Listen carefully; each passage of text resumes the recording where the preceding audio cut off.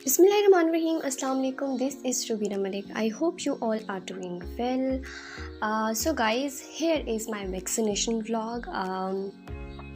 I just got myself registered, and then after like a week they texted me back कि 6 जून को आपकी vaccination है। और उन्होंने कोई एक सेंटर मेंशन किया हुआ था, स्पोर्ट्स जिम्नेजियम, जो कि मेरे घर से काफ़ी दूर है। तो मैंने कहा भी मैं तो उसमें नहीं जाऊँगी। मुझे पता था कि ये जो DHQ है अटक का, ये और जो कॉमसेट्स का ओल्ड कैंपस है, यहाँ पर भी एक सेंटर है, तो वहाँ पर भी वो लोग वैक्सीनेशन कर रहे हैं। तो मैंने पहले से ही सोचा हुआ था कि मैं इन दोनों में से किसी एक वैक्सीनेशन सेंटर पर जाऊँगी, और उस डेट पे जो डेट उन्होंने बताई थी उस पर तो मैं जा नहीं सकी। But I knew that as I am a teacher, so I have this facility of walk in vaccination. वैसे अब तो टीचर्स के लिए नहीं, सबके लिए ही वॉक इन वैक्सीनेशन की फैसिलिटी अवेलेबल है। All it takes is just your CNIC, your service card. वैसे मेरा सर्विस कार्ड उन्होंने देखा नहीं था, बट आप अपने साथ लेके जा सकते हैं। किसी ज़माने में जी ये हमारी होती थी क्लासरूम्स। वैसे जो ओल्ड कैंपस है यहाँ पर सिर्फ BBA का डिपार्टमेंट था और एडमिन ब्लॉक था।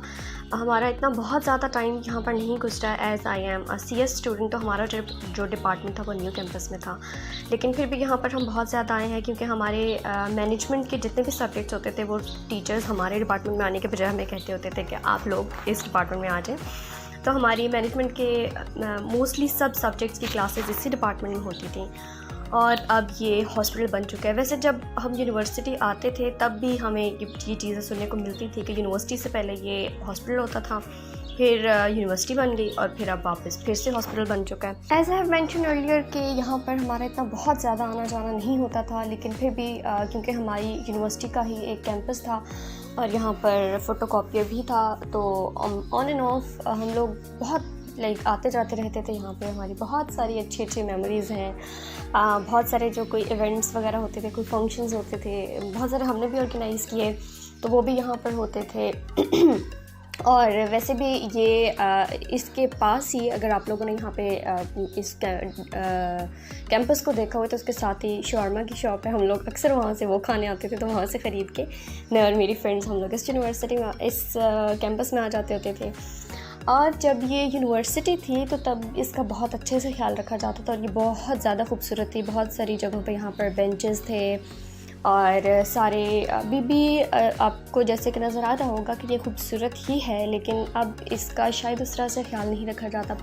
बहुत सारे प्लांट्स अभी मैं देख रही थी जो बेचारे ऑलमोस्ट मर चुके हैं, शायद इनका उस तरह से ख्याल नहीं रखा जाता। बिल्कुल ऐसे लग रहा था जैसे पता नहीं किसी बहुत ही कोई नई जगह पे आ गई, खंडर सी लग रही थी, क्योंकि जब यूनिवर्सिटी थी तो ज़ाहिर है बहुत सारे लोग होते थे हर जगह पे। और ये जो लॉन आपको नज़र आ रहा है जहाँ पर अब सिर्फ मिट्टी ही मिट्टी है, जब ये यूनिवर्सिटी के पास था तो यहाँ पर घास होता था, और बहुत ही प्यारी और मज़े की एक सूदिंग सी लुक आती थी इसको देखकर। हमारे डिपार्टमेंट भी प्यारा है, लेकिन वो बाद में जब क्योंकि वो थ्रू आउट अंडर कंस्ट्रक्शन था जब हम पढ़ रहे थे, तो ये वाला डिपार्टमेंट हमारे डिपार्टमेंट के कंपैरिजन में बहुत खूबसूरत था। ओके गाइस, सो वैक्सीनेशन का जो प्रोसीजर है वो बहुत ही ज़्यादा सिंपल सा है। सबसे पहले जी जाके आपने अपने लिए एक स्लिप बनवानी है। वो आपसे आपकी एज और आपका CNIC एक्सेट्रा पूछेंगे, फिर आपका प्रॉपर चेकअप होगा, लाइक वो आपका BP चेक करेंगे और आपका टेम्परेचर, और फिर उसके बाद आपकी वैक्सीनेशन हो जाएगी। इट हार्डली टेक्स 5 मिनट्स, मतलब वो जस्ट एक इंजेक्शन ही तो लगता है, उस पर कुछ और होता नहीं है।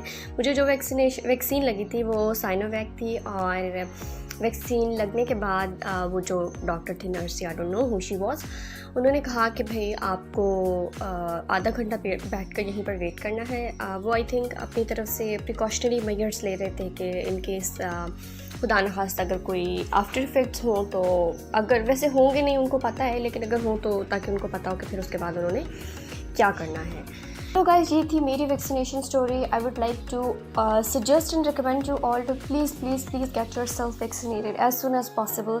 और जो 2 साल के अंदर अंदर मर जाने वाली स्टोरीज़ हैं वो बिल्कुल बेसलेस हैं, ऐसा कुछ भी नहीं होना।